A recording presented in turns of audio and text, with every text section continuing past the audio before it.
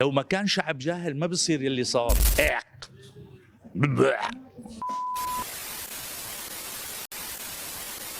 اي مسؤول ما في داعي يقول مثلا انه لا تشغلوا فلان، لا تنجاب السيره قدام مثلا شركات الى مصالح معه، بيقول ايه هذا بيبرم تمه هيك، خلص انتهى. اي بني ادم انتهى، مجرد وربة تم حقيره انه ما بيسوى هذا، خلاص ما بيسوى خلاص. الحمد لله انا باواخر عمري انه ما رح شوف انتشار هذا الفساد الهائل لسه. لوين بدنا نوصل ما حدا بيعرف.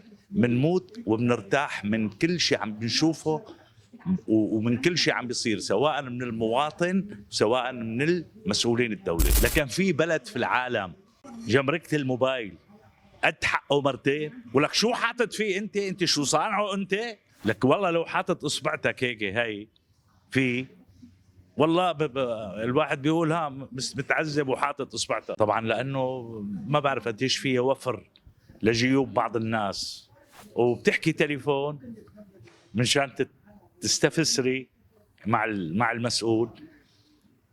كلهم للاسف بيحطوا لك طبعا يا اما لارهابنا او من شان النفاق.